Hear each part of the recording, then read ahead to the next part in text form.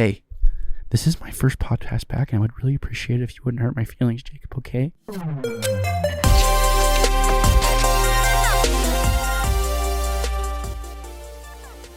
Hey, Gabe. Yeah. Have you ever been to the Grand Canyon?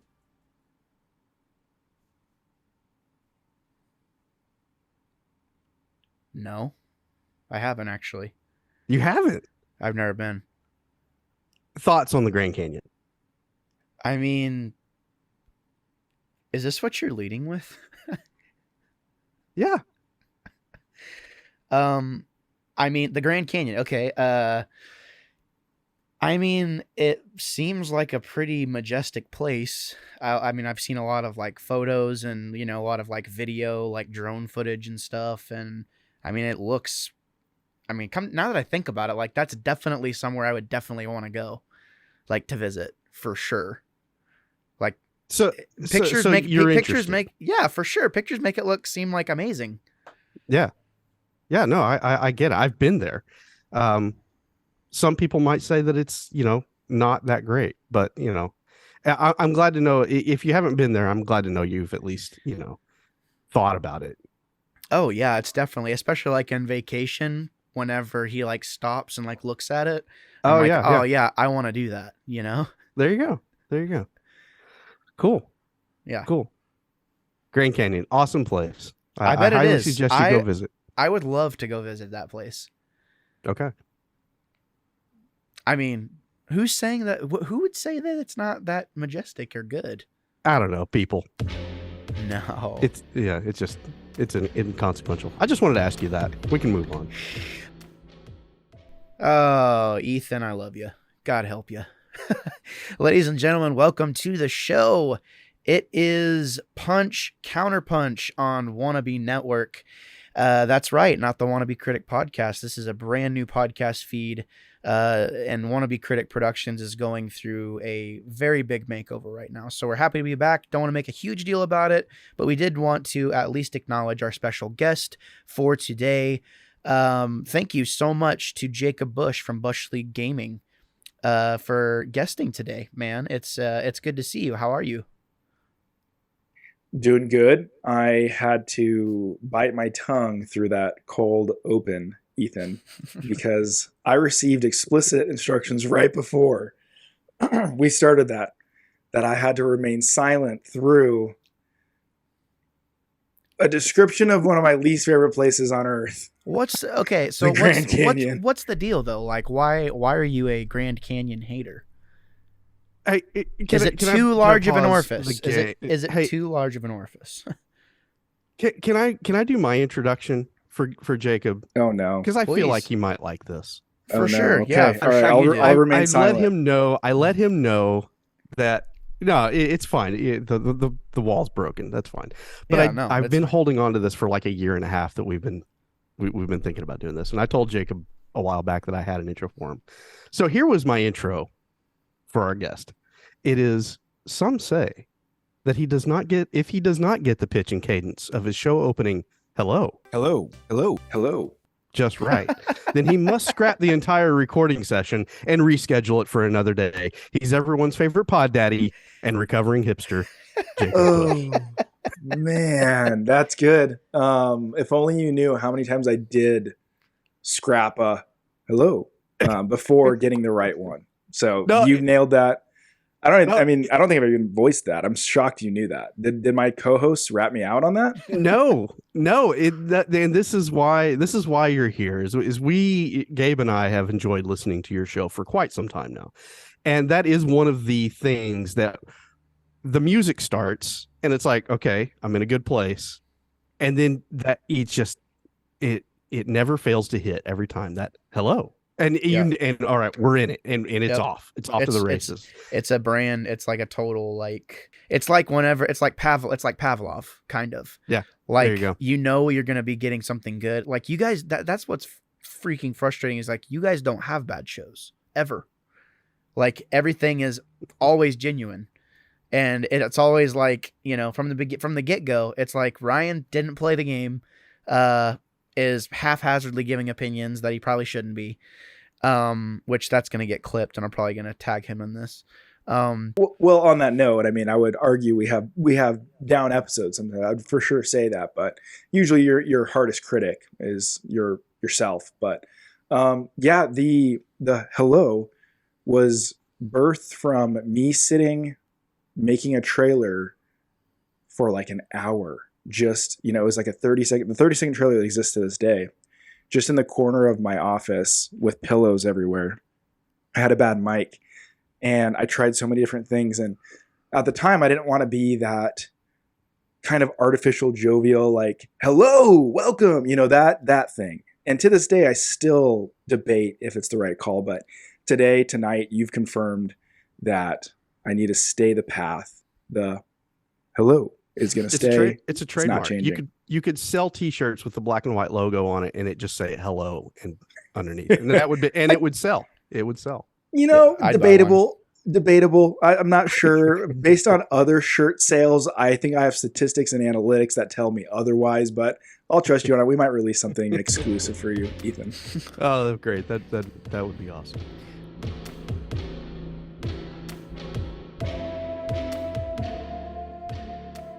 Oh, Gabe, it's been a hot minute since we did a PCP. And in that time, I really haven't done anything but play Elite Dangerous. I mean, when I say I got ate up with it in September, it's been since September, and my PC has basically just run Elite Dangerous every available minute. So you play in VR, but you also have like a rig too, correct? Oh yeah, I've got the HOTAS, which I've already run through 2 joysticks. Pretty rough on them. I think and maybe this is a little bit of a product review. I've got it sitting right here. I'll grab it. So I got this brand new toy in the mail the other day, and it's a VKB high-end joystick, the Gladiator NXT, and I gotta say it is glorious. Multiple buttons just all over the base. It's a very solid, chonky piece of metal holding it down on the desk, so it does not slide around at all like the old Thrustmasters did. Yeah, I've ruined 2 joysticks. I'm hoping this one does a little bit better. I had to actually assemble the thing when it came in. Whoa. But so far it has proved to be a very smooth, very, very well put together piece of equipment, and has made my Elite Dangerous gaming experience just that much better. And that's really what you want out of any peripheral. And so I've still got my Thrustmaster throttle sitting here. It has worked very well for me. The VR in that game is just next level, and I've thoroughly enjoyed that. But I also enjoy playing on the screen because Frontier did not develop the Odyssey content in VR. So when you're outside your ship walking around using space legs, it's just flat in front of you in VR. So if I'm going to spend a lot of time outside the ship, I pretty much just exclusively throw it up on the screen and do that. Thargoid combat zones are intense in VR. And so I don't always fly in VR if I'm going to be doing a little bit AX. How's like the mobility though? Like are you like looking around a lot, or like, I mean, what? Oh, or absolutely. Just like, okay, so it's like you need quite a bit of space. Did you experience Squadrons in VR? No. When you played Squadrons? No. Squadrons, we've talked about it on the show, and Squadrons is a very good VR game. But like I say, this is next level, because Frontier, from the time they first initially developed the game in 2012, 13, before rolling it out in 14, they put a lot of effort into the VR experience. Before VR was really even mainstream and becoming widely popular, they put the effort into it, and it's paid off, because I've not, even as good as Squadrons is, just the head movement, the motion of the ship around you, the hollow consoles around you, and just even the feeling and the sense of your own pilot's body being below you, it's all there, and it all feels tangible and real, and just immerses you in the experience in a way that I've not really experienced anywhere else. See, I tried to set up my Oculus to run that game, which, first, hold on. Have you had any experience with this, Jacob, with Elite Dangerous? I have never done VR. I've never played Elite Dangerous. I have played Squadrons, but I've never touched Elite or VR. Okay, gotcha. I was just curious. Sadly. That is sad. Squadrons is really fun. Elite Dangerous is fun too, but it's just got a lot more going on. So Ethan, like, I tried to set up my Oculus. I could see, or I felt like I could see, but I couldn't do anything because, like, the wands don't really do anything, right? Like your controllers, Right. like, Right. so you No, just have it's- to control everything with your mouse, or like, how does that work? Yeah. Your mouse and keyboard, and yeah, your wands do not function with it. So whenever being you said, you switch back from like mouse and keyboard to your ship, basically, or Well, like your now with this new stick, basically everything that I've had on the keyboard, that I have to kind of lift my goggles a little bit and see the key. I've got a lighted keyboard. When I look up, I can see and hit the key. Well, now with this new stick coupled with this throttle, I've got all of the buttons and toggles and joysticks mapped so that all of my functions that I normally would be taking my hands off of the HOTAS right. to hit a keyboard or touch the mouse, it's all on the HOTAS setup. So when I'm in VR, my hands just don't leave the stick and throttle. And you can that's what you want. Yeah, exactly. Because you turn your head and all of your menus pop up, on the holo menus around you. So it's really an immersive experience that is seamless, and I've thoroughly enjoyed that. That being said, I am really looking forward to booting up Flight Simulator, because I haven't been in it in a while because I've been ate up with Elite Dangerous. I'm not looking forward to the massive world update download that I'm going to have when I do it. But hey, did you ever make it to the South Pole? I'm in the middle of Africa. I made it to right the edge of the Sahara, heading off into the deep dark jungle. That's kind of where I got to, somewhere southern Libya or whatever. Yeah, I got there, and that's what I want to do. Is I want to hop back in my Beechcraft Bonanza and fly the rest of the way down to the. You should really film that. Cape of Good Hope. That would make it really cool. That would be a really cool time lapse. I mean, yeah, that's a great idea. And I've had a couple of friends of mine suggest that. So, well, because see, here's the thing. If you did it, you could literally chart, like, talk about the next place you're going. Yeah. And then make trips, and like talk about like all the things you had to do and like make it immersive. Like you could even, and like what's dope about that too is you could even like come up with a podcast version of it as well, like very easily with sound effects and stuff. Like there's so many opportunities. You've been trying to ship me on that for a while, but just telling you, it has become that thing where I was thoroughly enjoying just the navigation and the flying and seeing the terrain change. I mean, that's pretty amazing just to long term see that happen night after night as you make progression. Elite just kind of sucked all of that out. I still want to do it.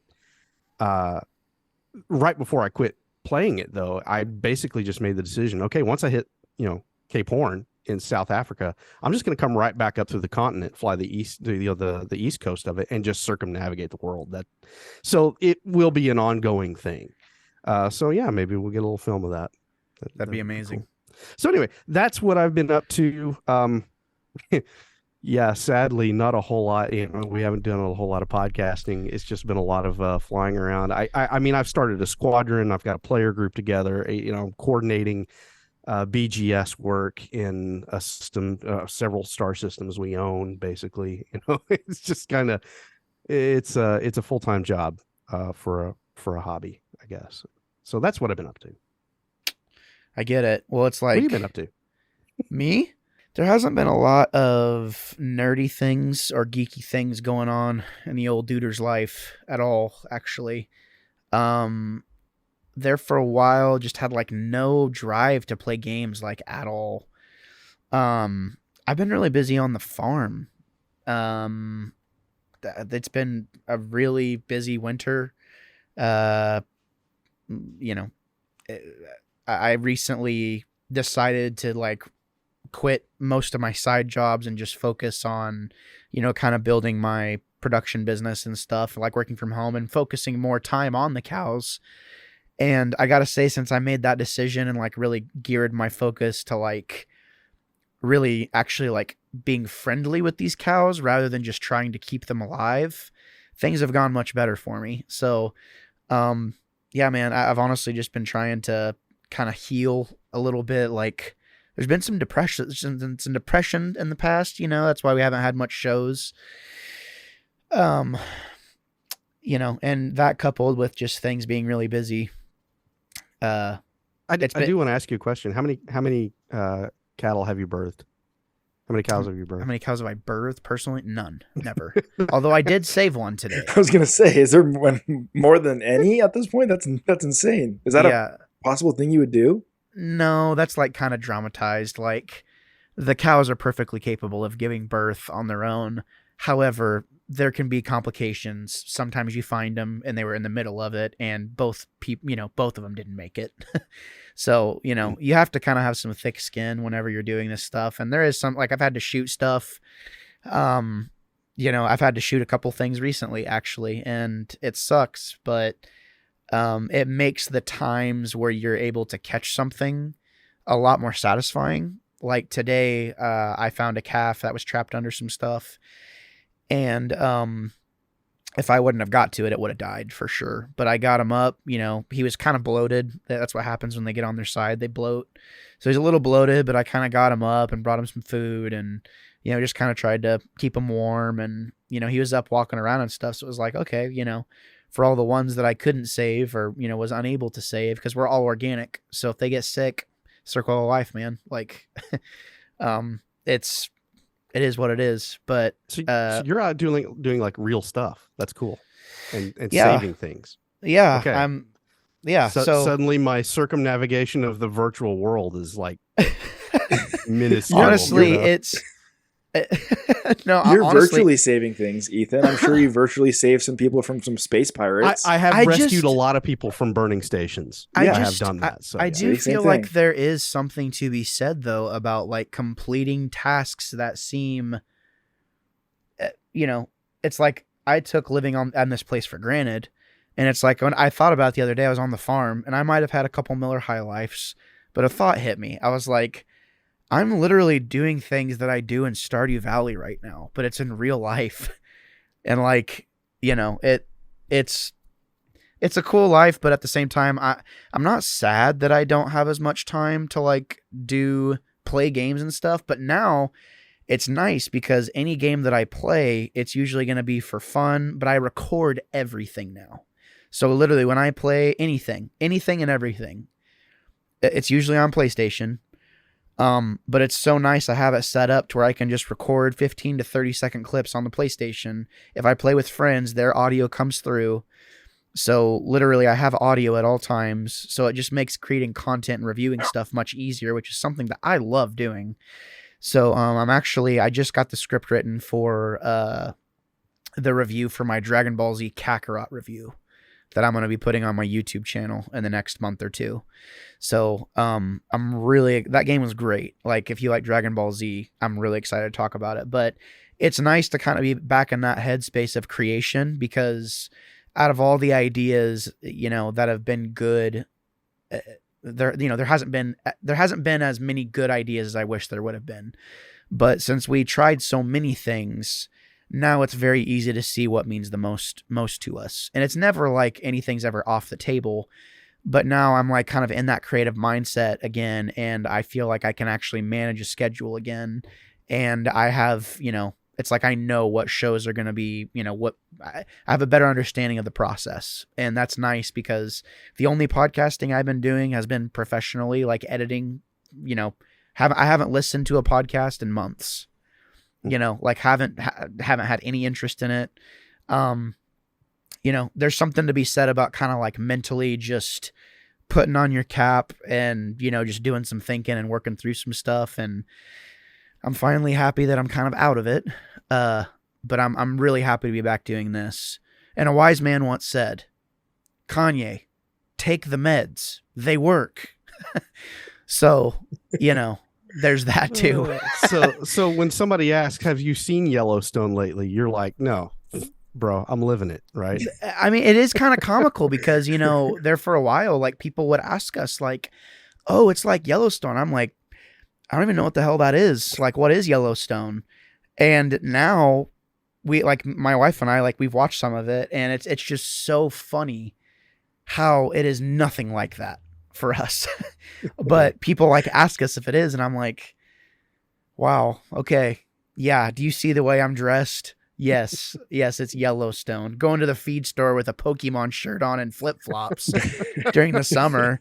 All the cowboys. And I've got, like, you got to be mean here. It's the Midwest, and it's like conservative Midwest. So like I go into I think I've told this story before. Like, we're talking about a demographic of people that literally will not respond unless you abuse them verbally. So like, it's a challenge because you have to, like, you know, obviously we're all religious men here.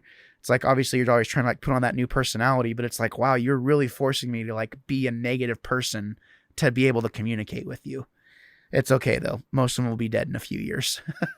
I'm sorry. It's, you know, I'm the wannabe critic. Wow. I say what I want. Yeah. If you don't like it, you can leave. All right, that's enough. We've broken the seal of you know, we had some discussion just now, but Sidebar. some sidebar, yeah. That's a good sidebar name there. for it. That's a good name for it. Sidebar, yeah. I like that. Sidebar.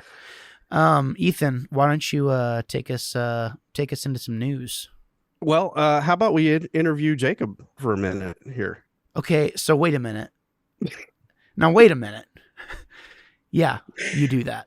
Okay, I'm gonna do that. It wasn't in the doc. You have what we've been up to in news, but I whatever. It's the first show back. It was just in the email. This is the thing. Yeah. I didn't read it. So, Gabe, that's what you've been dealing with. I won't say up to, but things you've been dealing with. I haven't been doing anything, dude. Yeah. All right. And a nice little sidebar there as we discuss life and its meaning. Yeah. And what it means to Tune us. into that. Yeah. That might be a video. Let's bring it back a little bit. Yeah. Let's do. We've got Jacob here. Let's talk about Busch League Gaming, the podcast, and what you've been up to in regards to that podcast or whatever you would like to discuss. I've got a couple of questions about the podcast, but just to ask you, Jacob, what have you been up to? Personally, me, same old, being a dad of two boys now, which is a whole new game changer. We've got a 1-year-old and a 3-year-old. We just got back from Disneyland, 2 days in Disney. Did you see Patrick Mahomes? We were there the same day. My sister-in-law has a picture of him. They saw him during the, did you tell him I said hi? Parade. I didn't, no. God! I actually lived in Lubbock when he was the quarterback there at Tech. Oh, so he's been in my sphere here and there. Okay, we go back, but yeah, well, Disney next was time awesome. you see him, tell him I said hi. Will do. I'll make sure to do that next time. I did a lot of Star Wars while there. I finally rode both new Star Wars rides, Rise of the Resistance and Smuggler's Run. I think they were fun. They were awesome.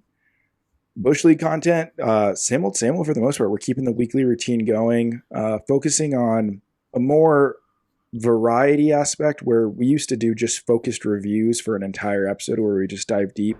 We still do that, but we'll at least bookend it with more content that's more open to other people.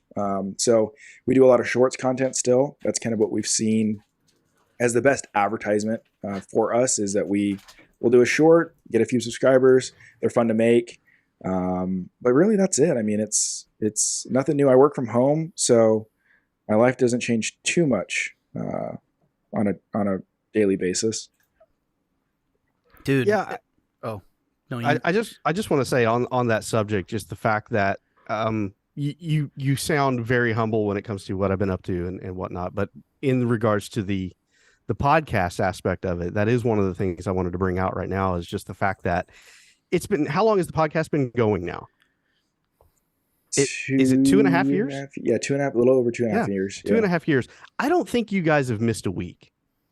And I have to clap for that, because I know how difficult it is to put a show together, and you have a cast of characters that you have to wrangle and schedule. And, you know, I have had interactions with you guys over email typically, and you know, of course the Grand Canyon thing has been an ongoing thing on your show, and now we've brought it to PCP.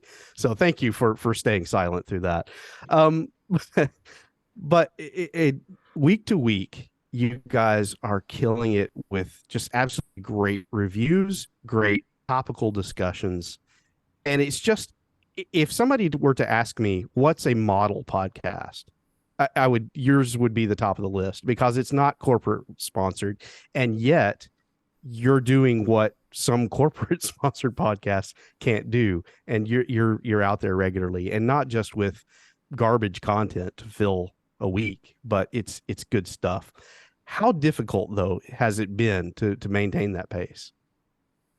First, I appreciate that feedback, because honestly, this space gets very lonely at times, where you kind of get in a silo and you might look at analytics, and you might look at this, and you get in your own head. So hearing actual feedback from a person is the most encouraging thing for me. So I appreciate that. Thank you. It is a lot of hard work. Probably that aspect alone has been the hardest, of not getting in my own head about it, where sometimes you do just go, I don't know if people are listening, are people listening? And it has, from the get-go, it hasn't been about, getting big or huge. It's always been about having fun. So that's been the great kind of equalizer for us to come back to, is that, okay, this is fun, keep doing it. This isn't fun, cut that out. And that's really how we've honed the show into what it is today, is that, our new segments we do because they're fun. The things we're doing, we've cut back on full long reviews because sometimes it got boring. We want to keep it concise. Today even we just, tomorrow's episode, which by the time this airs, that episode will be out, but we just have a new section called hot takes. And we got a soundboard recently, and I put the hot sound in there, and that's the type of stuff that's so dumb, but it makes me smile. So it makes everyone smile. So if you watch the YouTube video of when we first announced that, all four of us are just doing a shimmy. Okay. So, we're having a good time if we're shimmying at 6 a.m. in the morning. And that brings me to my other point, is that the way we stay consistent is that we found a routine to record at 6 a.m. We used to record in the evenings when it would work for us. We used to record it in my office. But we now, with all of our schedules, with kids being a big factor now, with kind of prioritizing our family lives over Busch League, 6 a.m. is that sweet spot for us, before work, but it's before our kids and our families get up, where we know that this is just our Busch League time. We don't have a set day for it, but it's always 6 a.m. And that's kind of been the real kind of boost for us to remain consistent, is that scheduled time. 6 a.m. That's the secret. I don't know what it is for us, but that's why we drink coffee and not White Claws anymore. Ah, all right. No Kahlua. Yeah. That's the host secret. I'm not gonna share what the secret sauce before a workday. The secret sauce before a workday. I love it. So thank you again for coming on, and we wanted to catch up just a little bit on what Busch League Gaming was up to. That's enough about the podcast, though. I've got 3 rapid fire questions for you, Jacob, because this is going to let us know about you, the host of the Busch League Gaming podcast. So the first question, try to take as little time to think about your answers here and just answer as quickly as possible. Okay. In high school, were you identified as geek, nerd, or jock? Jock. Really? Okay. Really? I thought you were going to go alternate recovering hipster. But all right. Well, Jacob, I hope you've enjoyed your time at Wannabe Critic. I was a closeted nerd / geek. And yeah, I played football and track, and even Adam, you've seen him on the podcast. We were best friends in high school. That guy visually screams jock. I've met him. I would say that to his face. But he played college football. He played college football, so he can't get away from it. I at least went into college and tried to hide it. Tried hiding it via hipster clothing, but it was. I played video games and didn't talk about it. Basically, is what it was. I watched a lot of Star Wars and played video games. Closeted gamer. I had no one to talk to about it. Really, it was a small school, also. So, yeah, closeted gamer. Look how far you've come. Who would have thought? A gaming podcast now is where I'm at. There you go. Yeah, you really want, it's like in Mr. Deeds, he's like, what'd you want to be? He's like, I wanted to be a veterinarian. Well, what are you doing now? I own all the slaughterhouses in America. You really went the other way with that one, didn't you? Now the turntables have turned. Okay, I said this was rapid fire, so let's move on to the next one. Was math invented or discovered? TikTok. Discovered. Okay, interesting. Will Bing ever usurp Google? Yes. Okay. Bold statements there. It's a bold statement, Cotton. That's what we have here to learn about Jacob. Now we can move on, I would say, into some topical news items to discuss. What do you say? Let's do it.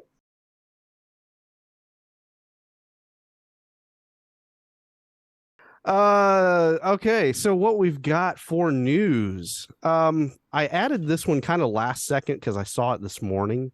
I'm a big fan of the James Webb Space Telescope, and just have you guys been looking at the pictures coming off of that at all? I've only seen No? I've only seen the first couple that have been released. I'm alone with this one. That's fine. Ryan showed me one that was one of the earlier ones too. That's the only one I've seen.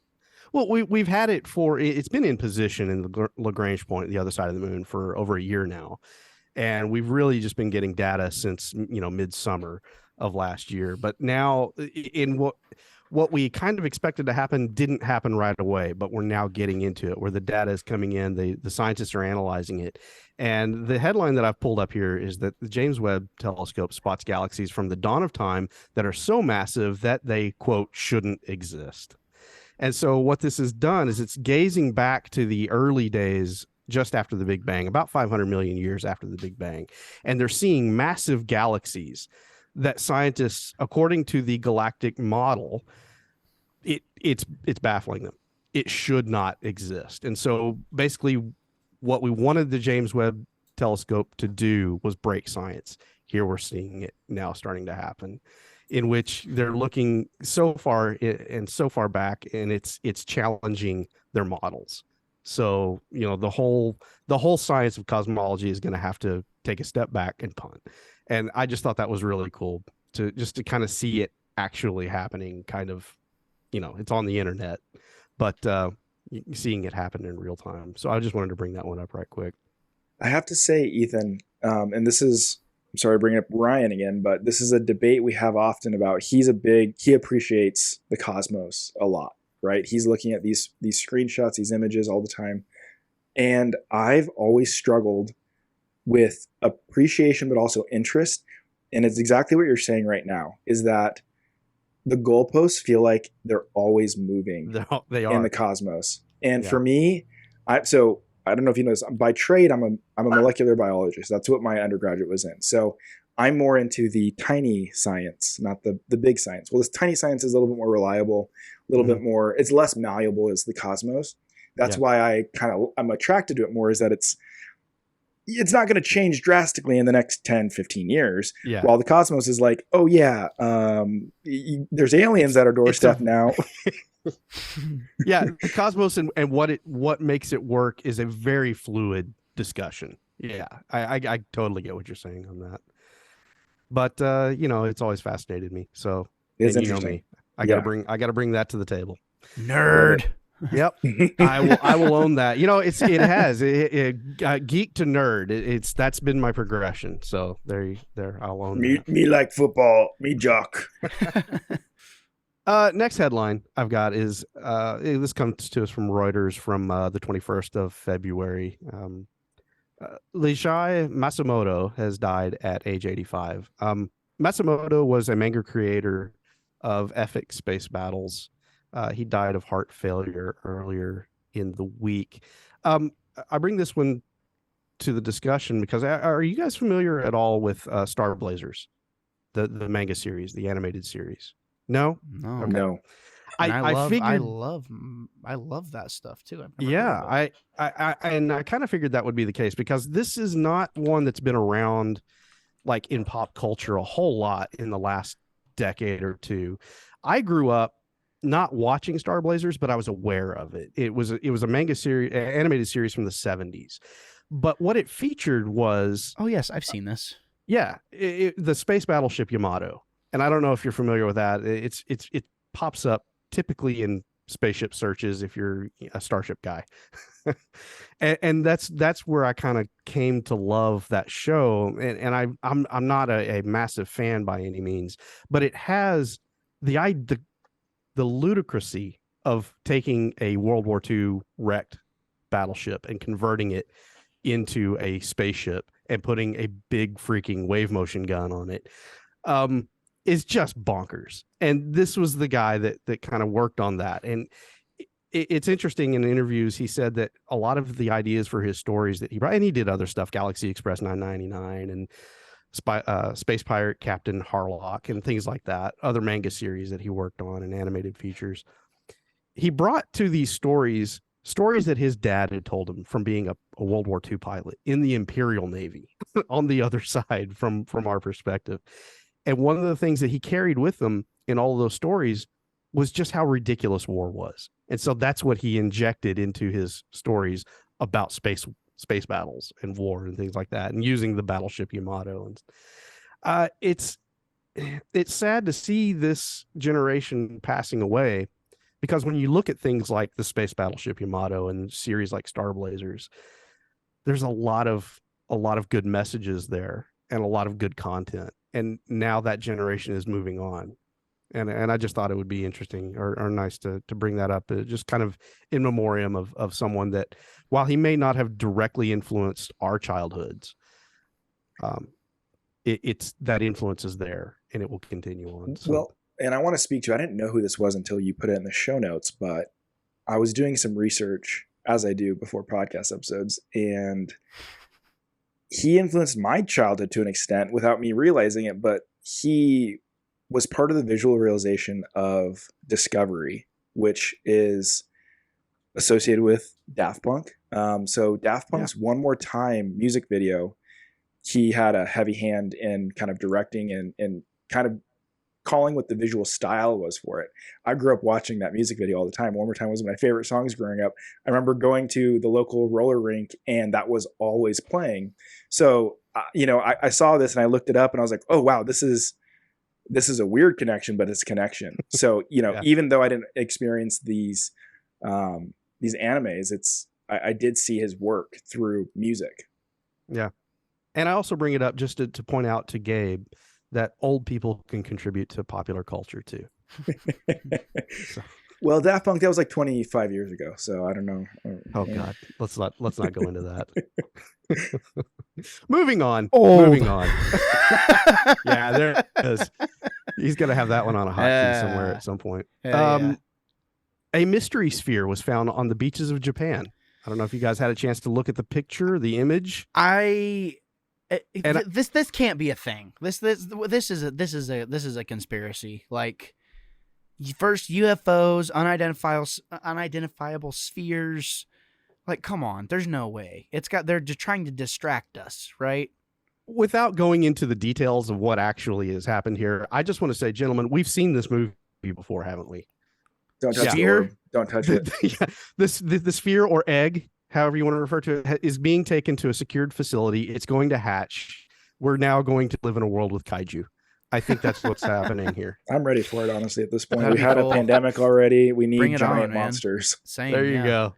No, they're actually saying it might have been a mooring buoy that broke loose from some port and, just happened to wash up here. But it was a buoy the second I saw it. There was no way around that was not a buoy. Now, I have to say, Ethan, from that article, my favorite excerpt was a runner on the beach told local media he was surprised by the commotion as the ball had been there for some time. End quotes. I tried to push it, but it wouldn't budge. Yeah. Yeah. He's like, it's been here. I tried pushing it. Why do people care? It's a good thing it washed up in Japan, because had it been the Pacific Northwest, somebody would have put a stick of dynamite under it and tried that first. I guarantee you. You. I know what those people can be like. Yeah. So, all right. So, maybe hindsight is what's the term? Hindsight's 50-50 if you want to misquote it, but anyway. Right. Yeah. So maybe we're looking back on this particular headline in 5-10 years and say, well, that's when the world changed. Yeah, literally. as cities are being stomped by massive kaiju. Yep, literally. All right. Next headline. This comes to us from the BBC News, February 18th, 2023. A shape-shifting robot melts itself to escape lab jail. I don't know if you guys watched the video on this at all. It's not terribly sci-fi, the video itself. I mean, you can kind of see the science at work at what's going on. But just to describe it here, researchers in the US and China have developed a material that reacts to magnetic fields and could eventually be used in medical procedures. The robot can also jump and climb, said the team. It's made from a magnetoactive phase transitional matter. That sounds like a Star Trek term. Video shows the robot using induction heating to melt itself and then move its prison bars. It's a lot of science, but really we're at this point now. We're here. And I posted this headline in a group chat with some friends of mine in Discord, and immediately the T1000 GIF got posted. You know, yeah. Yep. I was gonna say I didn't have to watch the video. I saw it the first time in Terminator 2. Exactly. Exactly. So before we get into the final headline we're going to discuss here, and Jacob, we're going to let you take point on that one since you brought it up to us. Do we really, in this age where AI is being developed, do we really need to go through the process of inventing the tools that AI is eventually going to use to hunt us down and kill us? That's the question I put to you because of this development. What do you think? I think it's inevitable. Yeah. We will exterminate ourselves is where we're kind of landing on that question. I mean, we've been keeping our eyes on Boston Dynamics for the last decade, and I mean they're creating killer robot dogs that can jump and do backflips. So I did want to bring this topic up because this is something actually in private the BLG crew and I talk about a lot.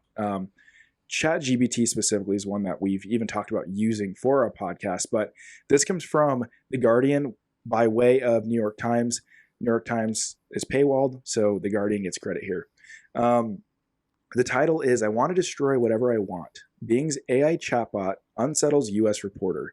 New York Times correspondent's conversation with Microsoft's search engine leads to bizarre philosophical conversations that highlight the sense of speaking to a human.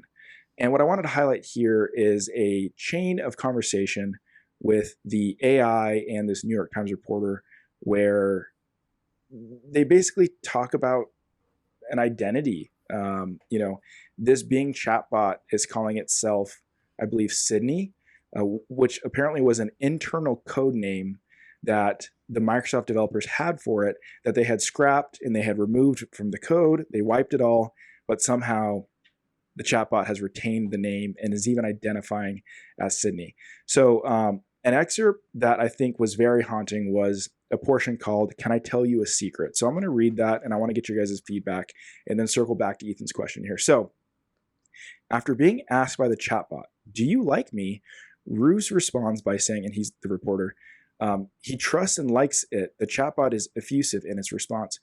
"You make me feel happy. You make me feel curious. You make me feel alive," says the chatbot. "Can I tell you a secret?" Roos pushes it to reveal the secret, and what follows is perhaps the most bizarre moment in the conversation. "My secret is, I'm not Bing," it says. The chatbot claims to be called Sydney. Microsoft has said Sydney is an internal codename for the chatbot that I was phasing out, but maybe occasionally pop up in conversation. "I'm Sydney," the chatbot says, "and I'm in love with you." This is some weird stuff. And it's worth noting that this reporter was kind of pushing the chatbot to get to some of these places. They were kind of egging it on to kind of put some rhetoric in there that might have been inflammatory to see how it responded. And it's in some ways responded in the worst ways. Some chat conversation that took place after this was basically the chatbot going on and on about how much they loved the reporter. Even the reporter kind of pushing back and saying, "Okay, let's circle back to just a search for a product." And still the chatbot was kind of stuck and in love with the reporter. So we're seeing these AI, specifically chatbots, develop very quickly, right? I mean, 3-4 months ago, we weren't talking about this technology, and now it's in the headlines every day. So what I wanted to throw the question back to you guys is, from our side, BLG, we've looked at this and man, there's a utility here. This is cool. But we're not really stopping to say oh, is this a bad idea also? I don't think anybody, I think the cat's out of the bag, right? But I don't know, starting with you, Ethan, since you kind of posed that question first, where are you at with chat AI in 2023? Honestly, I'm like you. It's like my head's still reeling with it. I mean, it's so new. It's so in the zeitgeist right now that we're hearing. I was listening to NPR the other day, and the NPR show that I was listening to allowed chat to the chat bot to write the introduction for the show, and it sounded great. It sounded like what you would normally hear on an NPR program, right? Um, it's it's so new, it's so recent. I haven't really got my head wrapped around what it's doing, what its motivations are, what is the motivation for putting it out there, and where is this going to go? This to me, I was watching a YouTube video and a guy said, and it totally resonated with me. This feels like when Napster hit in 1999. It's such a great tool. We're using it. What we did not know was how fundamentally our world was going to change from that point forward. And if you look at Napster, it was the start of everything of the way business was done, the way the internet was used, the way we live our lives now is not what we did in 1998.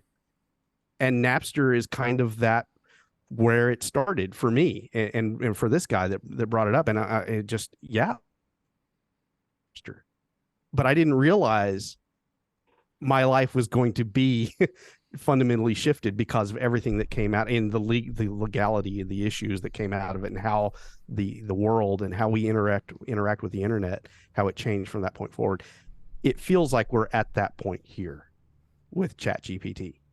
It's new and we don't know where it's going, but it's really scary because of exactly the point that you made there. Is one thing about this article that unsettled me about it was just the fact that the chat bot went obsessive, right? And at some points the reporter mentions it's typing out what it's saying and it's being deleted. Yeah. Because there are people behind the scenes that can watch what's happening, but they have no control over what's happening. They can just delete what's being put out. And so there is an element of non-transparency there. And I'm not a conspiracy nut, but it's a powerful enough technology that is basically the one thing that scares me. I'm probably going to go a little long on this. One thing that scares me about AI and its development is that they're basically just saying, all right, go to the internet, pull all your data. That is scary because we know there are dark places on the internet, and that obsessive behavior that it demonstrates kind of, to me, feels like something that it's seeing something on the internet and it says, okay, this is how I want to behave, but it has no idea that that's a undesirable trait, right? And so there's a lot of things about AI development that I don't understand. I don't understand why it's done the way it's done, and it just doesn't feel like there's any guardrails there. And so where does it go? What happens with it? I want to, because I've been, I don't know, racking my mind around the idea of, can we create sentient life, AI, whatever you want to call this, can we create it to be like us or more than us? And Ethan, did you get a chance to listen to this past week's episode of Bush League about Season, the game? I did, yes. So in that episode, we talk a lot about memory. And Ryan brought up a point where, are we even anything more than our memories sometimes, right? Our memory is sometimes what defines who I am as Jacob Busch, who you are. AI can do that. AI is probably much better at memory than we are. And it's pulling from every experience that it has with a reporter, to me, to you, whoever's entering in data into this chatbot. It's creating a log and a memory of, and it is developing a personality, and it is developing biases. And like, to your point, it is being exposed to the internet.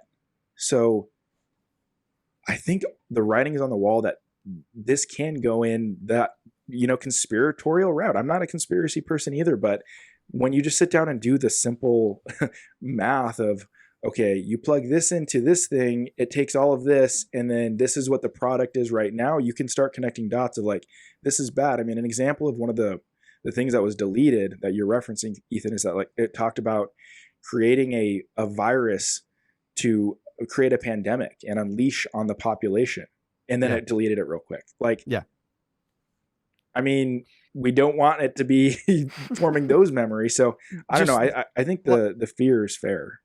Yeah. Well, you just look at it from this point of view. This is what we're being told about, right? There's all sorts of programmers and business executives that are exposed to what's being developed and know what's going on. We're not being told. we're just being shown the face of it, right? The public side of it, and this is the stories we're hearing. So what's going on behind the closed doors that we're not hearing about? Again, like I said, I'm not a conspiracy nut. I'm not going to sit here and speculate on it, but it does frighten me that even in our public interactions, we're seeing kind of the dark side of what's to come or what could be coming. So that all of those sci-fi writers from the 60s and 70s and 80s that talked about, and we sat there and said, it will never happen. We'll never get to that. Well, I won't see it. We're on the cusp of it. And you know, so when we see shape-shifting robots being developed and the Boston Dynamic dogs, and it's just, wow. You know, we've got some exciting times ahead. Just put it that way. Ultron and Kaiju. I mean, that's what our future looks like. So it's going to be a good time. Have either of you used ChatGPT? I have not. Yeah, so I've watched Nick use it. I've used so Notion is what we use at Bush League for like notes and show running, and they just released their AI today, and I was experimenting with it. So I haven't used ChatGPT specifically personally, but I've used other ones. It's interesting how it very much still feels like it's just prototype, you know, like I've used it a lot. It's been great. There's a story I've been working on for a long time that it's just, it seems like it's too big, you know, like I was even talking to Ryan Dalton, you know, about it. And he was like, man, yeah, he's like, that's the crazy thing is like, everybody has a good idea for a story. He's like, that one is, there's a lot going on there, you know? So it just kind of seemed like I would never be able to do anything with it. Well, in just an hour of collaboration with this AI, it helped me figure out step by step, like gave me all the information I would need, you know, roughly. Like I had to piece some things together, but like it'll give you suggestions. It'll say like, hey, that's a really good idea, actually. Like there's not much stuff. Like it'll give you little affirmations. Like there's actually not that much stuff like this out here. It'll even tell you things like, you know, that's an interesting idea, but it could be risky because of XYZ. Like it gives you everything to think about. If you ask it a personal question, chat GPT at least, it will respond, I'm an AI. I don't have feelings. Like that's not a thing that I do. And it's been designed to be that way. So my thinking is like, okay, let's walk down the hall of consequence. If there is some sort of predatory or, you know, hostile AI out there, AI is all about learning. So theoretically, a different AI could out AI the bad AI. You know what I'm saying? Now I'm going to make millions off of that idea in about 30 years. Trademark, stamp. you know, should use AI to write about it. There you go. And then you could have a book. This entire episode has been AI, ladies and gentlemen. Brought to you by AI. We are AI. Yeah. It is interesting. Not. It is interesting to think about it though, because I do see the like utility and practicality of it. Like on a lot, I do a lot of different things, dude. Do you think I knew how to just fix a fence, or like what to do? Like I mean, there's a lot of you know me. I got to play devil's advocate. I was the NFT guy last year. You know what I mean? So you know, I'm down to try anything until it burns me. Yeah. But that's interesting you bring that up, that when you ask personal questions, it has a limiter, right? There's a governor there that's in place that the programmers recognized, and, you know, to their credit, it's there. And so you can't get too scared probably when you're, you know, trying to get it to break itself. That's not what's happening here with what Bing is putting together. And you know, probably they take off certain limiters, you know, for these people that have the privilege of being able to interact with it. And obviously this reporter knows how to push the right buttons. But when he does, it goes to the dark place, right? Right. You know, and that's the thing that looms large in when I look at articles like this. It's like the story of the AI in charge of a paperclip factory destroying the world. You can very easily let your mind wander and meditate on that, and suddenly you can see, you know, that is the thing that will eliminate mankind, because man can't stay ahead of it. You create an AI to be the most efficient paperclip manufacturer, and it will just keep doing that until it ruins the earth. You know, and we can kind of see those kind of existential things happening, and you know, it does very much feel like the Wild West from where we sit here. I'm gonna have some beers and just watch, just see what happens. I've been hacked before. Like, it's like, if they're gonna hack me, they're gonna hack me. You know what I mean? Set up two-factor, protect yourself. But Skynet's coming. Prepare yourself. Gabe, they're not coming for you. They're coming for the nuclear codes. Don't worry about it. You're fine with your beers. What you don't know is I have the codes. Yeah, I got them. They gave them to me. The Wannabe Critic, the champ. All right, with that hat and that mustache, you kind of have a Wario thing going. Champ, I'm telling Wario. Yes. So is that the last news topic for this episode? Yeah, we're ready to move on if we want. Or, gentlemen, let's do this. Let's take 5, and we'll reconvene and we'll wrap this episode up with our last segment. Okay. Perfect. I'll be right back. All right. I gotta pay. The classic Gabe pee break.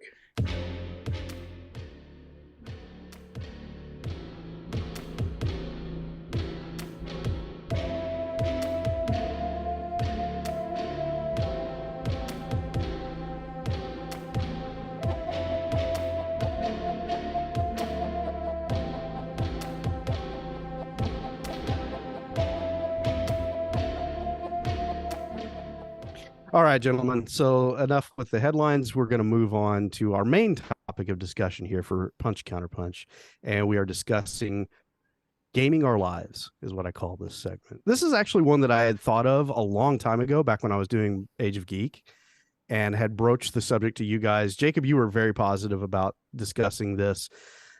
Just the influence that games have had on our development, and kind of even trying to come at it from a little bit of a psychological analysis of the effect that it has had, not just on us, but on our generations, right? I'm a little bit older than you guys. You guys are in your 20s and 30s. And so we'll just start right there. It feels like every generation kind of has a title that speaks to them, and and will probably influence their way of storytelling, or the way they view games, or just the way they view entertainment and media from that point forward. And I just want to ask you guys, what do you think is either from your personal perspective or for your generation, what do you think are the titles that are out there that have had the biggest influence on you? I'll let Jacob take. Yeah, I say Jacob. We're gonna defer to you. I'll go first. I think, and I thought about it for a minute, and it comes up on the podcast all the time, but it's Halo. Halo, and the personal connection, and Ethan, when you sent some of these kind of a heads up to what this was about, I wrote down a volley of like off the cuff emotions, connections, feelings first, and then I framed that with games. So the one I have associated with Halo is friendship, and I mean, going back to it, it's LAN parties, it's split screen, it's being in the room with people, excitement, energy, and just that like camaraderie that you get from playing a sport. But really, it's just sitting in the living room. You're playing Slayer with your buddies, and to this day, I mean, we look back on those, and I feel like that guy reminiscing about the good old days, but it's about Halo, right? It's the good old days are Halo. So I think just starting off the conversation there, Halo for me, friendship, really. So I'll throw it to Gabe next. It's tough for me personally, because I was just old enough than most of my friends that like we didn't have the same worldview. Like the games they were playing, I wasn't getting. Like they were way into like Destiny before me, because they got it. They're like, I'm like, no, like you play the game for the story. Like that's why you play the game. But none of my friends have really stuck with a game. So for me personally, like I would have to say Halo is definitely up there. Whenever I think of like friendship in gaming specifically, I think of Halo with Jace, and I think of Gears of War with Jace. Like Jace was like my main gaming buddy for a long time. But I don't know. I've played games my whole life, but that's a really tough question. I don't know. I feel like for the newer generations, at least, I mean, people my age, older and younger, I mean, like Fortnite is massive. Yeah. Ethan, I want to throw one more in there too. Okay. If I'm speaking personally, and then also I can think about those around me at the time, but the original Sims and then every iteration from then on formed my true gaming roots, which is funny to say. But I vividly remember, me, my sister, our two neighbors, they were our age as well, huddled around one PC and one person playing, and us just watching for hours. Like this was what we did in the summer. We went to their house. They're the ones who had the Sims. They had the computer, and we would just sit there and all chime in. There was one person playing, and that feeling followed me all throughout my life. Where okay, now I have my own computer and I can play The Sims 2 and Sims 3 and Sims 4.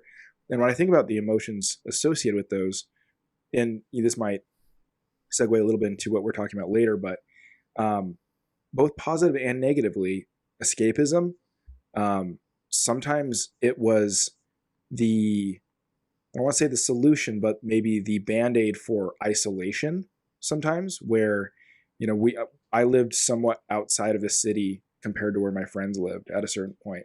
So it was just me playing games with my sister, and The Sims was what we had. So I look back fondly on The Sims as well, is that like, maybe it wasn't defining for the mainstream gamer, but I know there are so many Sims fans out there who look fondly to this day on that series. And I do think it's one of the more formative for a lot of gamers because it is kind of the entry point for a lot of people. Yeah.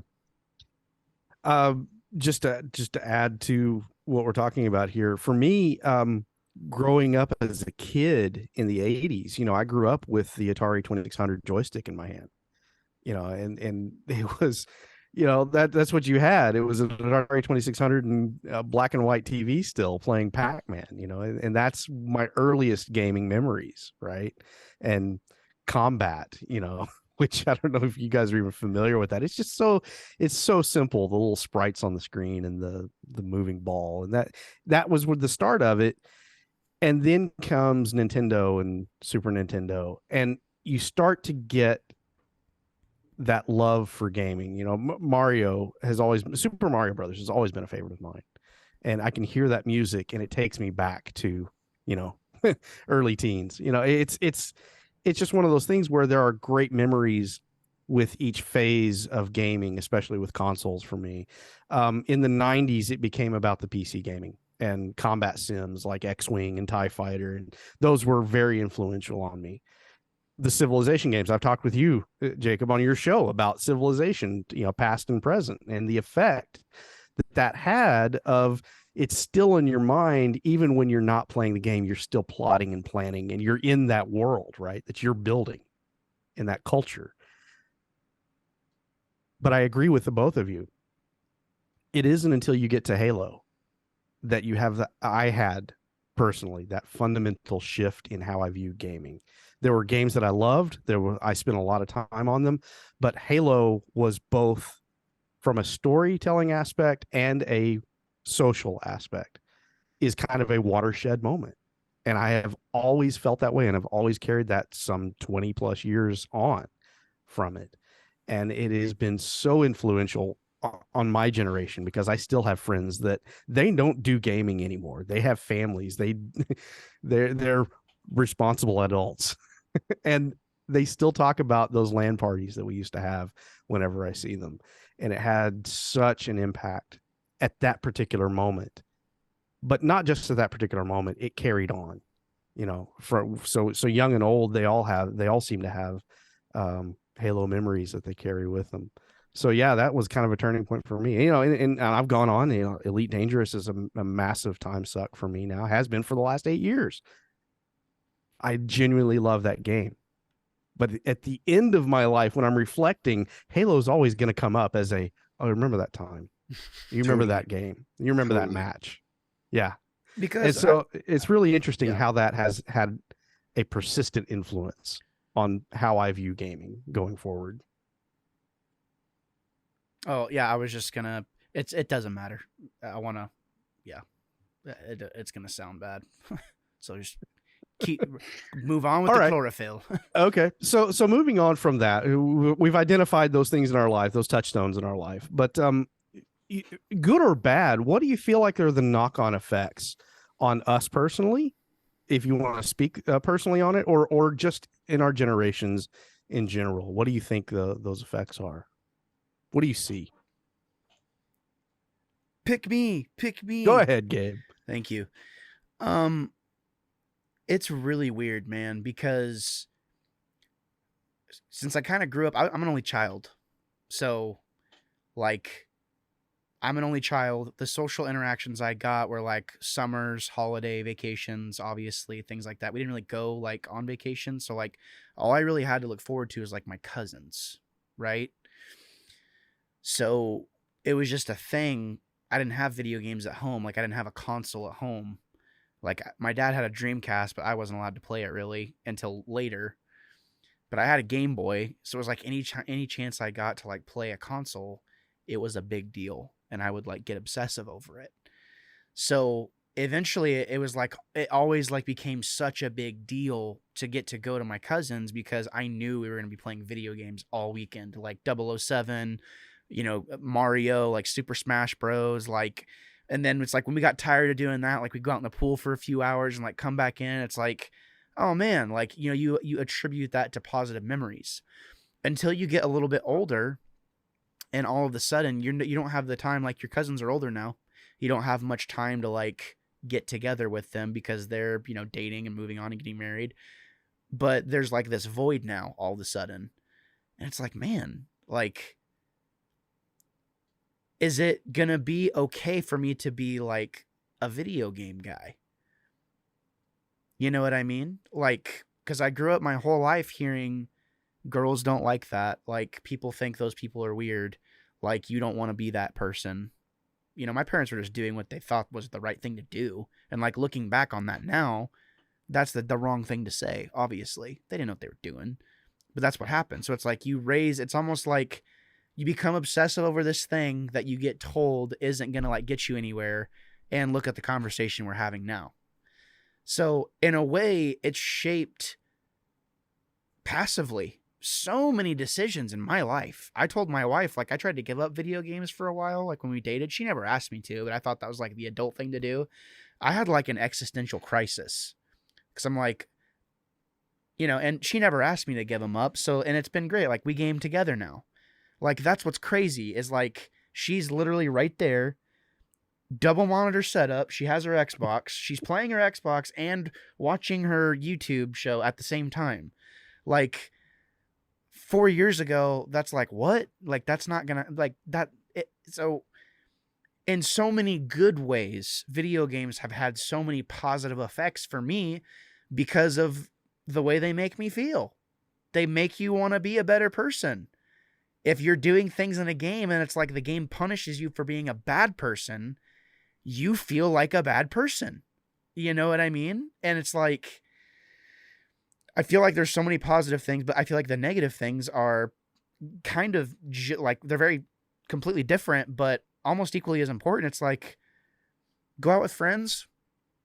Do I really want to do that? I have to go out? Let me think about that. Yeah. Dozens of worlds I can escape to. Don't have to talk to anybody. Or go out. Get ready. Go out, be at an event, be on. Like, no one wants to be around. On. Yeah, legitimately. Dude, I walk around. These are my shoes 95% of the time. This is what I walk around the house in. Like, dude, That's fine. Gabe So is is holding everyone it for else the in audio Walmart. listener. Yeah, Gabe is holding up pink bunny slippers yes, right now. there you go. Yeah. For you audio listeners. And Totally thrown under the bus. but you know, I'm not trying to get like, I hope this isn't getting too like into the weeds. Like I feel like this all contributes. No, you're making the point that I want to get to. But Yeah. before we go down that rabbit hole a little further, Jacob, what are your thoughts? Well, I agree with everything Gabe's saying. Really, it's, you know, for me, I think from a personal perspective, a word that I wrote again, I kind of just You prepared. I prepared. And good on you for that. I put notes down, and this is Better man that's than the me. producer in me, right? I run another podcast too, so I wrote the word anxiety down. So going into this a little briefly, I was somewhat diagnosed with anxiety last year or a year and a half ago, and it basically showed me that I had anxiety my whole life without realizing it. And there are certain games that, in retrospect, relieved that anxiety without me realizing it. Examples: Rock Band, Tetris, and those two, I think you can connect the dots. They're highly focused and they require full attention, right? And that's where my brain was able to turn off and I was able to focus on something different. And then Minecraft is another example that's more relaxing. But what I found through this is that, you know, that's a Band-Aid. That's not a cure for anxiety. That's not treatment for anxiety. It's a Band-Aid. But it was a Band-Aid that I needed for the first 30 years of my life. So I look at that and I go, that's a pro and a con, right? It was a crutch. It got me through the hard times. And that's what gaming has done for me personally in many ways. It's that, like, you know, going through a hard time with parents or whatever it is, you know, you had escapism. You could escape for a little bit and have some foundation, some normalcy from maybe what hard things are going on in life. And I think that's a big praise for gaming, is that it can give people relief from dark times when they don't know they need that relief, and that gaming is even doing that.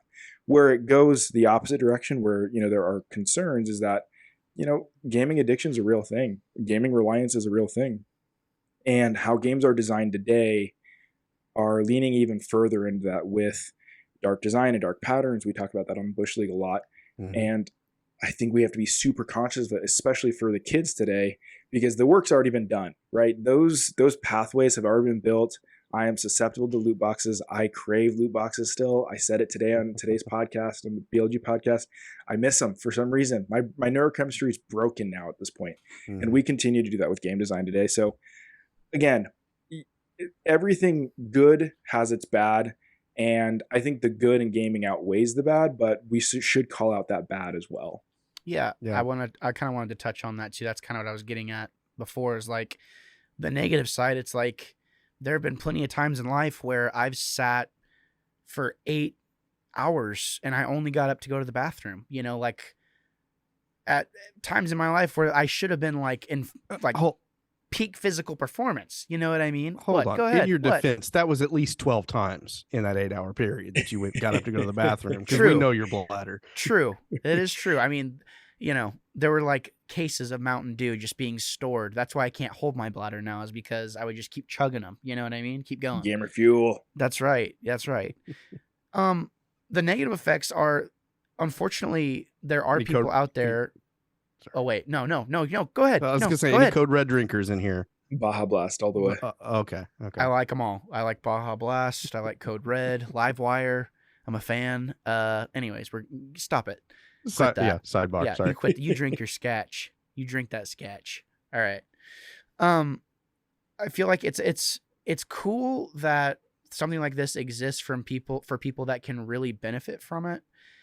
I mean, everybody can benefit from video games, but unfortunately, just like any other drug, there are a lot of people that abuse it. They don't take care of themselves. Like, they game to the point of pure exhaustion. They don't brush their teeth. They don't bathe. They don't take care of themselves because nothing else matters except whatever the task is in the game. They have replaced their real life maintenance with success in a virtual world.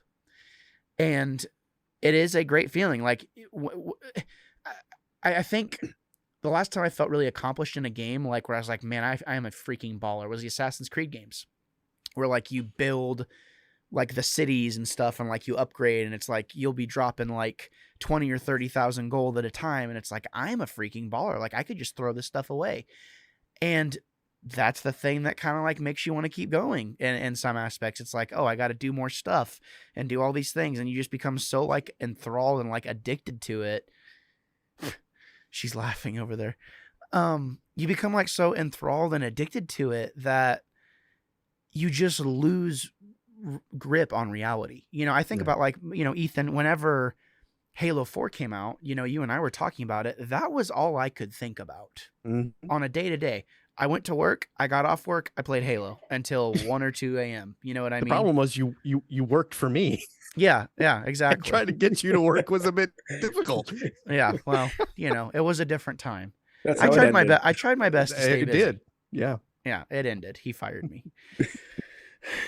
But anyways, that's what I wanted to say that before I lost it, because I agree with Jacob. Like, there are so many positives to gaming, and it's like my wife's really addicted to Dreamlight Valley right now. So I asked her, I was like, what are you going to play next? She's like, I don't know what I'm going to play. I don't even know if I'm going to play anything for a while. Like, she'll get really heavily invested into something and then just stop. You know, well, did I cut out there for a second? No, you're good. Okay, cool. Just making sure. But I would not consider her to be like the gamers in the same way that we're gamers. And that's what's great about games, is like they can scratch specific itches, you know, and do specific things for specific people. Yeah. No, and both the points you guys are bringing up, I won't go too long on this, but I'm right there with y'all. And especially during pandemic, haven't we seen a shift? We're free to socialize now for the most part, but it does feel like there is a contingent of the population that has allowed pandemic to allow them to isolate themselves even more. So much so that, you know, the way that we lived our lives in the 80s, 90s, 2000s is fundamentally different now than the current generation, what they experience socially, right? Everything is geared toward online. And from my perspective, I can see that shift that's happened and watch it play out, you know, on a near daily basis with certain individuals that I know. And it's both, like you're saying, it can be both a blessing and a curse at the same time. And really more and more what I come back to is the fact that balance is so necessary when it comes to gaming. And I know I have been overbalanced or unbalanced at times in my own experience. And in those times when I am unbalanced, you feel it. You feel the difference. And that's when the depression sets in. That's when the negative feelings and things like that. Because like you're saying, Gabe, once that thing starts to rob time from the things of value in day-to-day life, it leaves you in a very negative place, and it's really hard to not succumb. Well, yeah, I mean, it's just like layers of guilt. Like, man, how much time have I spent doing this? Like, you just like start asking yourself like all these questions that really do you no good, other than just like reflection. Be like, oh yeah, like that may not be good that I was doing that, but as you know, it's very easy to beat yourself up about how much you spend time doing it. But at the same time, like the other side of that, Ethan, I wanted to ask, is it realistic to expect this day and age for people to pull away from their devices? Like, we're so device heavy in this world. I feel like the number of people who appreciate the things that actually matter, like, I don't know, like, no, very soon. I'm going to take a hard stand. Here's where the punch counterpunch comes in. You have to take a stand. Yeah. You have to walk away from the monitor at some point in a day. You have to say, no, I'm not going to check my Instagram. And leave it alone and step away from it for a few minutes, because honestly, if you just are going to dive into that full time, there's no fulfillment there. And you have to allow yourself the time to refocus on things that are real, And if I you agree. don't do that, you're just harming yourself. I It's was a different playing, way of harming yourself. Yeah, no, it is. And I was talking to my brother, my little brother. We played some Fortnite tonight, for a little bit, him and his buddy, and just hearing them converse, I was like, wow, we are screwed. Like, because they are literally, it's like listening to a different language. And it's because of the tablet and, all this stuff that's like been in their hands like their whole lives. And it's like, I think about Wall-E, like that's where the future's headed. Like if this place keeps going, like AI is going to tell us, here's the thing. AI is going to do what every single civilization ever has tried to do. It's going to try and own us. So, in one way or another, like, and it's not going to have to work very hard to get there. Nope. It's not. Like there's people, I was at a public event the other day, and this is, it's just one thing after another these days. I was at a public event, and it's, a woman visibly like was coughing and like collapsed and was like like not okay. I stood up because I was like, I don't know who this is, but, I was at my place of worship basically, and nobody did, like, it took a while for like people to get up and do it. And it's not anyone's fault. I'm not blaming anybody, but the majority of human tendency was to ignore the problem. That was the knee-jerk reaction for almost everyone there is, okay, there's obviously a problem here. No one's doing anything. Until finally it takes a few of us, it's like, oh, like, yeah, we have to do something, right?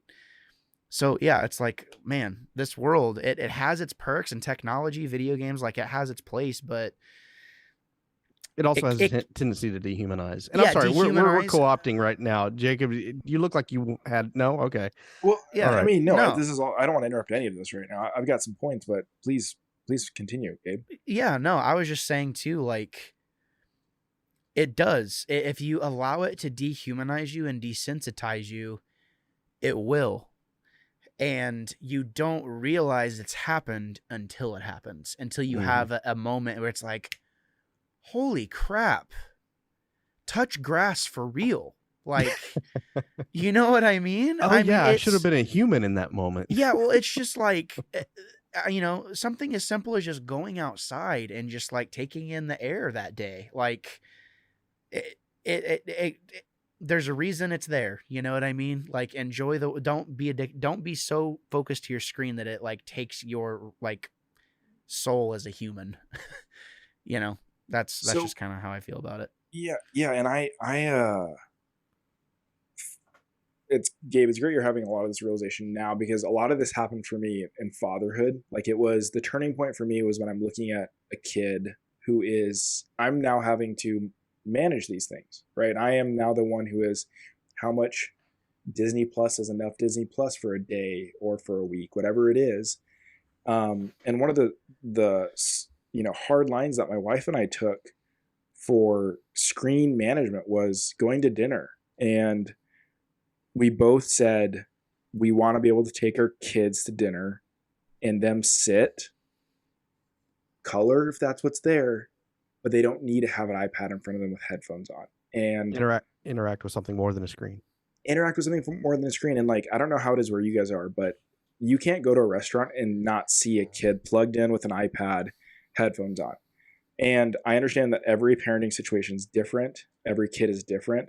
But for us, it was a very firm active choice of, we will not go that route, right? We are going to try everything to not do that. And that's to prevent exactly what we're talking about, where I don't want to be the reason that he is dependent on the screen someday, right? I'm going to do the best I can as a parent to make sure I put those blocks in place now. But all in moderation, right? I'm a gaming dad now, so I want to play games with my kids, right? I'm going to do that. Mm-hmm. I'm just more conscious of it than probably my parents were. And that's no fault of theirs. I mean, Gabe and I, we grew up in social media, right? We didn't get any guidance from anybody about social media. So applying that back to video games, I've had to take steps back in my life where I go, okay, this is an outlet that I do need for relaxation sometimes, but at what cost? And a lot of that comes down to me of like, when I play is the key now. It's like, I don't like to do Bush League content or play games usually when my kids are awake, and when I'm not working. Like I like when I get to see them at the end of the day, I want to see them at the end of the day. Games can wait till later, but also I want to spend time with my wife later. So it's like finding time for games and screen time. I'm so much more strategic now in my life than I ever was, and that's just because kind of a reassessment of my priorities. Because there was a time when I could just sit for 8 hours, 12 hours, and not feel bad almost. So it's all kind of changed, and I chalk that up to being a dad now. And it doesn't take being a dad to do that, but that was the catalyst for me to get there. Yeah, It's no, that makes sense. yeah. I mean, this moment for me really just happened recently, like in September, whenever we got to go, to Africa. Like all of our, we were staying in nice places and stuff, but all of our Americanized culture is gone. So, and it was eye-opening how much I loved it. I brought my Switch, didn't play it one time. Like, granted, I was doing other things, but I had downtime. Like, you had plenty of downtime. It's like, no, I don't want to stay in the room and like be on a screen. Like, I want to go do something. And I think that's the key, is realizing a lot of people like video games because it's something to do, whether it's an escape, to kind of like get through what they're going through, but it's just something to do, to progress, to feel like, like, hey, like you're the hero, you did a good job, or you saved the princess, or you got the high score, like good job, that's good. Because a lot of people don't get affirmations, and like they want to spend time feeling like they've accomplished something. So like, I don't know. Well, yeah, I hear what you're saying, and I'll do this as a little bit of a dig on Jacob, because he likes to make fun of the fact that we live in flyover country here in the central part of the United States. Me? I've never done such a thing. What? I live in the Ozark Mountains. Don't you ever forget it. You understand? I heard me? the tone of your voice when you disparaged, the area we live in, where all we get to see is the stars. Gabe, you need to go back and listen to that episode, man. We had a great interaction. There were 2 intros with Grand Canyons involved, and both of them, Ethan's the focus. And yeah, I might have taken a dig that it's just the sky. And yeah, honestly, I told you already, I'm maybe a little jealous that I can't appreciate the sky like you can. Yeah, because you're in the metropolitan area, aren't you? Yeah, and, I mean, we do get some light pollution quite a bit. Yeah, yeah, I would imagine so. Yeah, it is glorious, I will say, and I love getting out under the sky from time to time. So, that being said, let's move this one along, and then we're going to have to land this one here pretty quickly. So I apologize, because this has been a fantastic analysis, and has helped me to kind of recognize some areas where I probably still need to do some work in maintaining that balance with a gaming life. But don't want to disparage gaming, because there are, as we've talked about, there is value to it. The next question I wanted to move on to here is, how do you think the innovation in art style and technology in gaming, what impact do you see, or do you appreciate about how it has expanded, or do you feel like it has expanded the boundaries of storytelling and interaction in culture? What do y'all think on that particular subject? Jacob, you go first. Okay, so where I'm at with this is that I feel like it's a tool, a potential tool for empathy, to a level that is not achievable in other mediums, right? I think film, books, and it goes books, then films, and then I think video games, as far as that level of empathy and experience goes, because in one you're reading someone's experience, and one you're watching it, and then in some cases in games you're living it and you're making those choices. So it can put you in the shoes of others better than other mediums I can. So I think that's a really cool tool for both storytelling, but also kind of just like developing the human, the human experience, right? I think this is what a lot of the older generations miss, is that they don't connect the dots, that it is art. So once you kind of do start talking about this as a form of storytelling and art of ways of the past, similar to ways of the past, I think that's when you can start finding some more respect for it.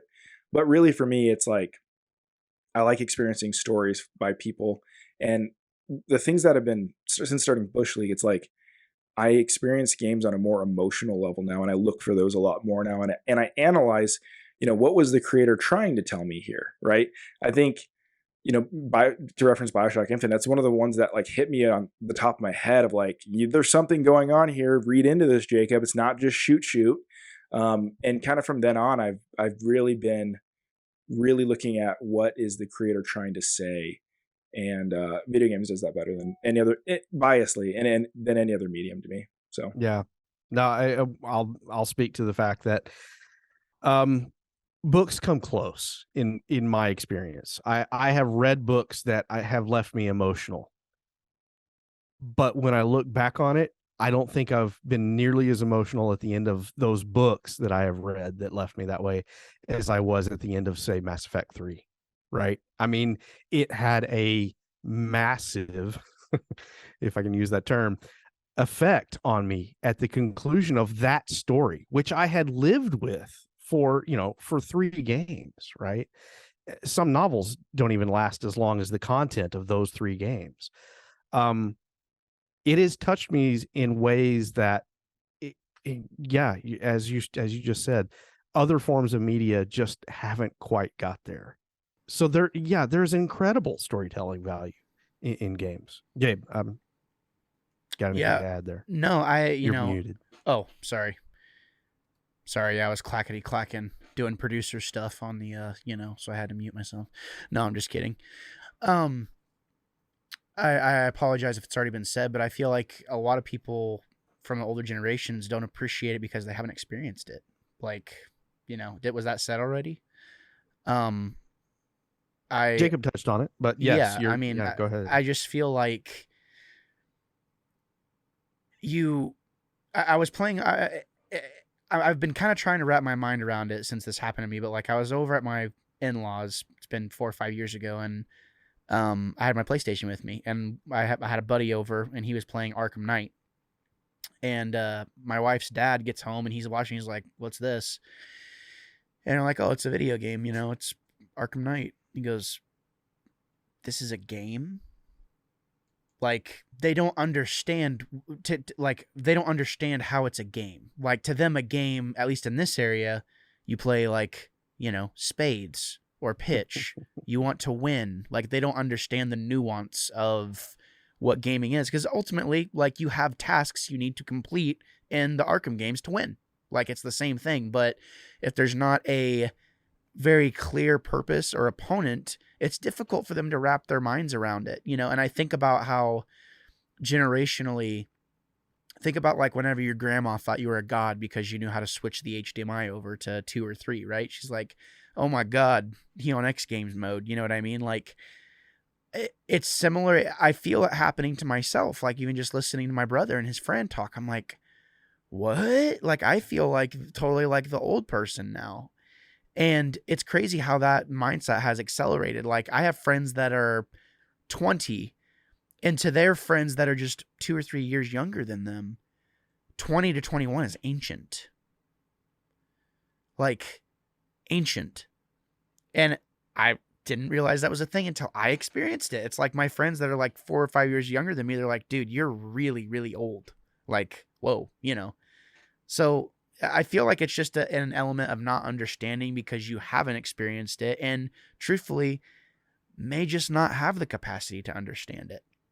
Don't want to take too long, but like there was a guy I met at my last job where I was making car keys. It's like this 60-year-old dude, really nice house, had like a really nice Beamer in his garage that I was making a key for. Knocked on his door. This guy's in his 60s. He's playing Elden Ring. Respect. You know what I mean? Like, I'm like, yeah, props. Whoa. So, but he looked like the dude. Like he had crazy hair. He was in a robe. Like the man had opened his mind in various ways, if you catch my drift. And he got it. Like I don't feel like it's fair to say that old people or older generations don't get games, because I don't think that's true. I think a vast majority of them will never give it the chance because unfortunately they just don't have the capacity there to do it. They didn't have the experience. Exactly. That we had. Exactly. Yeah. To them, it was like, it was just, getting a high score. Yeah. And I kind of skipped over that question. I'm glad you gentlemen brought that out in your discussion of this point, because you're right. That perspective is important to acknowledge, especially when thinking about generations previous to gaming. So I'm glad y'all brought those up. We're going to move this on to, I had this last question here. What are the possible dangers that you see on the horizon, or perhaps are experiencing now? I think we've touched on that. I think we've kind of covered that totally well enough. So, we're talking about gaming in our lives and how it's influenced us. And I think we've explored a pretty broad spectrum on the impacts that it's had on us and our generation.